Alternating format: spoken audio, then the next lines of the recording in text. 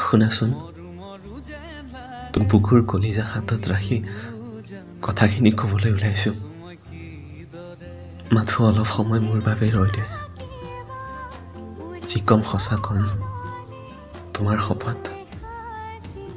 কি জানা মই তোমাৰ লগত আৰু থাকিব নোৱাৰিম আৰু একো নুশুনিবা কিয় বুলি মই তোমাক ইয়াৰ বাহিৰে আৰু একো ক'ব নোৱাৰিম